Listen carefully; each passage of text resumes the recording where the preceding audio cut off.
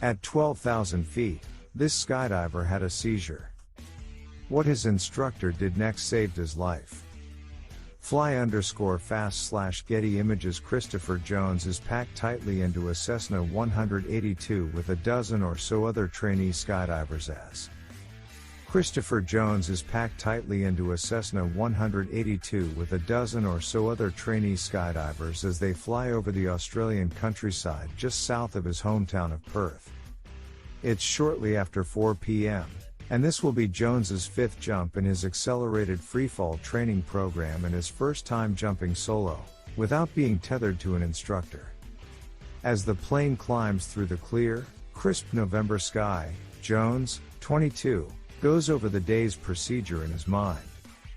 His heart is racing, but he's confident that he's ready for his first solo jump.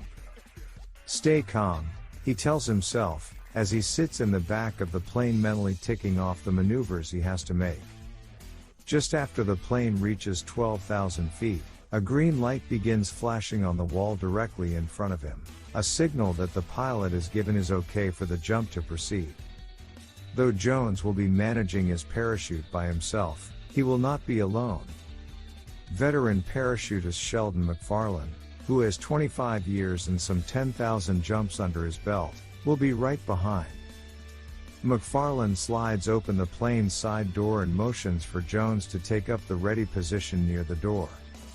Although he is protected by a helmet, goggles, his jumpsuit, and two parachutes, a main and a reserve, Jones winces as he feels the cold air rush into the plane. The whipping wind is so noisy that he can hear nothing but his own heartbeat. He is nervous but focused on McFarlane, who will guide him through a prescribed set of maneuvers using hand signals and radio commands via the headsets they both wear. McFarlane will also film the jump so that Jones can watch it later. As Jones clambers into position, holding on tightly to a rail above the open door to brace himself, he begins the pre-jump cadence he has learned. "Check in," he says with a thumbs up to McFarlane, indicating that he's ready to jump.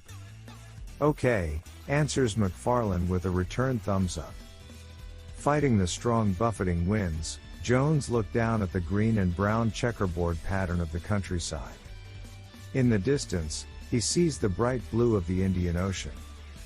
"Sky!" he shouts, indicating that he knows in which direction to jump and has gotten his balance. McFarlane gives him another thumbs up. Today's solo skydiving jump is the culmination of a lifelong dream. Jones fell in love with flying after going out in his uncle's small plane. He loved it so much, he'd planned to become a pilot when he grew up. But his hopes were dashed when he was diagnosed with epilepsy at age 12. Doctors told him that his condition would prevent him from ever getting a pilot's license. Years later, after skydiving in tandem with an instructor in Europe, he fell in love with the sport. Free falling through the sky was exhilarating, almost like flying. He was hooked. He told his parents, "If I can't fly a plane, I'll jump out of one instead." As a rule, epileptics aren't allowed to skydive alone. But Jones hadn't had a seizure in more than 6 years, so his doctor gave him a letter stating that he was fit to sign up for lessons. The recent university graduate sailed through classes at the WA Skydiving Academy in Jandacote, a suburb of Perth. A star pupil, one of the instructors, Donna Cook, called Jones. Other staffers agreed. Jones's tandem jumps, for which he was tethered to an instructor, had gone off without a hitch. He was ready to solo. So today, at last, he's about to step out of an airplane by himself. All told, the jump should take about 2 minutes, from leaving the shelter of the plane to landing on the ground some 12,000 feet, or 2 miles, below. This is how it went. 12,000 feet. As Jones prepares to jump, he missteps and nearly slips out of the Cessna. That's a bit messy, thinks McFarlane, though this kind of stumble is not unusual for first-timers. But Jones catches his balance and turns his back to the bright sky, grabs onto the hanging bars on either side of the door, and arches his back into the jump position. He shouts to McFarlane, "Up! Down! Hard arch!" Skydiving lingo for ready, set, go! And leaps out of the plane. Jumping just seconds behind Jones, McFarlane reaches him and is relieved to see that he has recovered from his clumsy exit and is free falling in the perfect boxman position, belly to the ground, his body arched upward with arms and legs spread for stability and control. Both skydivers are free falling and will continue to plunge without their chutes until they reach 5,000 feet, in less than a minute. It typically takes 10 seconds to freefall the first 1,000 feet, then 5.5 seconds per 1,000 feet after that. Skydivers plunge at a speed of approximately 120 miles per hour. McFarlane points to the altimeter on his wrist. Jones follows his cue to check his own. So far, so good, thinks McFarlane. He flashes a thumbs up. 9,000 feet. As both jumpers free fall, McFarlane signals Jones to begin an aerial left-hand turn. The jumper starts to make the turn but suddenly stops and is buffeted to the right. Not good, thinks McFarlane. Jones continues to drift right as McFarlane wonders, "What the heck are you doing?" 8,000 feet. Jones fails to recover from his missed left turn and is not following McFarlane's other commands. The veteran instructor quickly realizes something is wrong. Suddenly Jones's knees come up into his chest, and he flips over like a turtle onto his back. His arms flail as he falls through the sky. He's losing it, thinks McFarlane. "Come on, Christopher," he says to himself. "Right yourself." 7,000 feet. Jones continues to fall, spinning helplessly on his back. McFarlane has seen other first-timers suffer from sensory overload and become incapacitated. He thinks this may be what Jones is experiencing. However, that usually occurs on one of a student's first tandem jumps, and Jones completed his without a problem. But this is a solo jump, and, of course, the stakes are higher. Jones's life is on the line. "Come on, Christopher."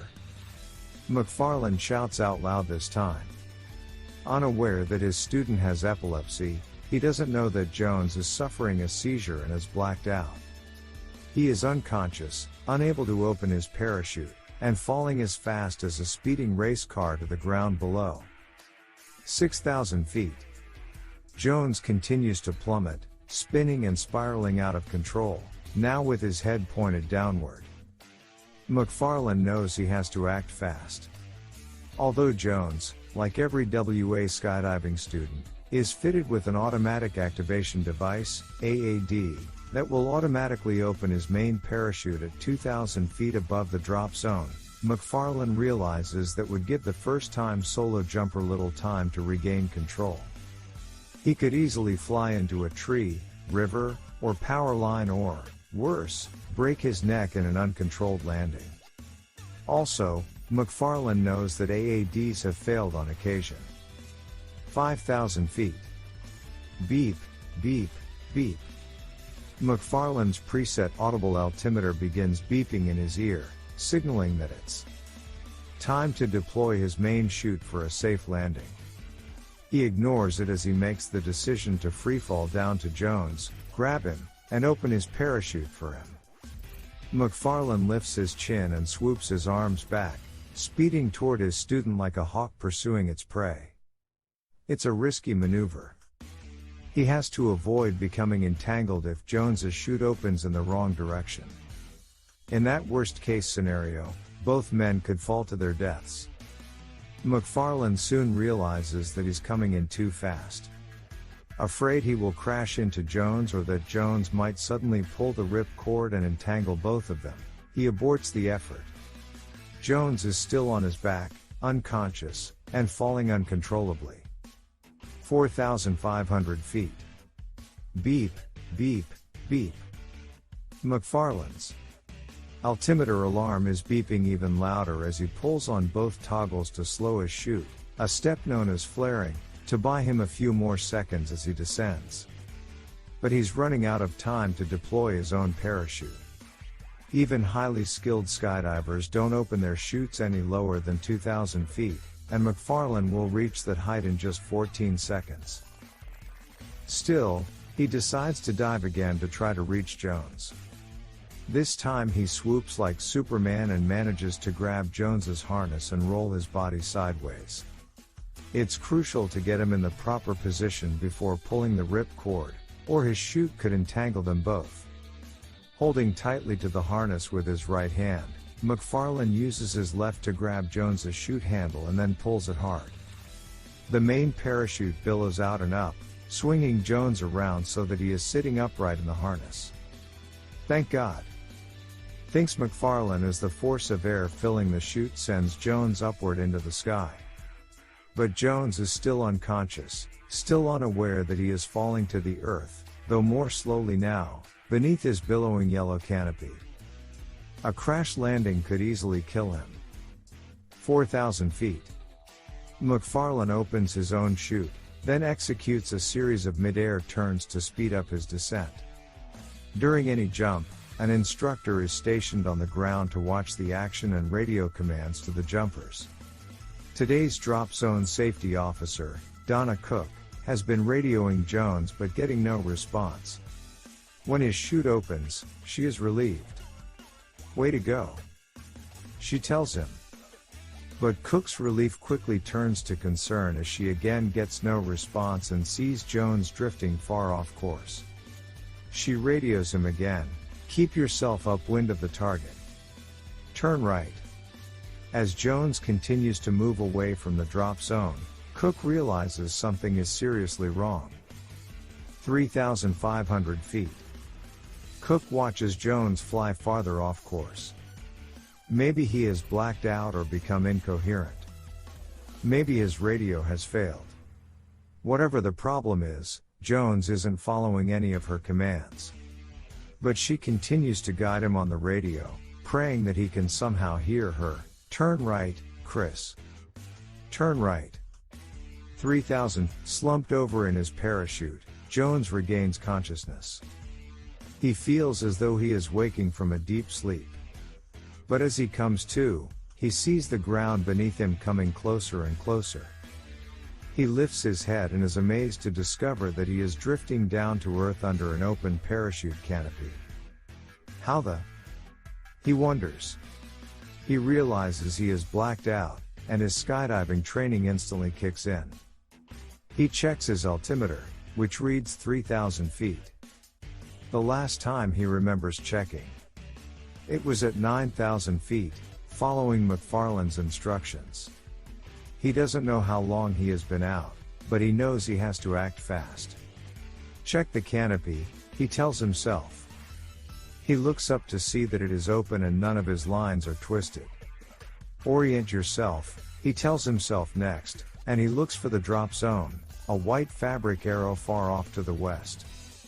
Before he can run through the other landing procedures, he hears the one-way radio in his helmet crackle. "Chris. Chris." He hears Cook say. "Fly toward the ocean. To your right." He sees that he is far off course and tugs hard on his steering handle. 2,000 feet.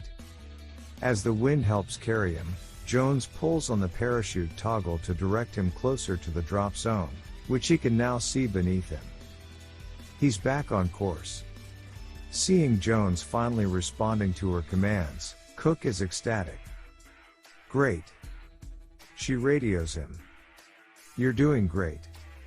Turn your back to the ocean," she says. Jones follows her directives. "That's it. You're doing it," Cook tells him. Afraid of losing contact with him again, she keeps radioing Jones' commands. 1,000 feet. McFarlane, who has already landed, shouts to Cook, "This was one of the worst stage 5 jumps I've ever seen."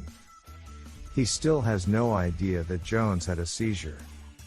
Although Jones and his doctor can't say for sure why he had a seizure that day, a lack of oxygen at high altitudes and stress can bring one on. 300 feet. Jones prepares to land close to the drop zone. As he nears the ground, he mentally runs through the steps he has learned to touch down safely. Like a veteran skydiver, he flares his chute moments before his feet hit the ground running. Perfect. Cook keeps up her radio chatter. After Jones executes a faultless two-point landing and begins gathering up his chute, she is close to tears. "You did great." She radios to Jones. The first thing Jones does upon landing is to go to McFarlane and hug him tightly. "Thank you very much," he says, explaining that he suffered an epileptic seizure. "You just saved my life." For his quick thinking and courageous actions, McFarlane was awarded the Gold Cross from the Royal Life-Saving Society, Western Australia. Although Jones hasn't had a seizure since that day, he says his skydiving days are over.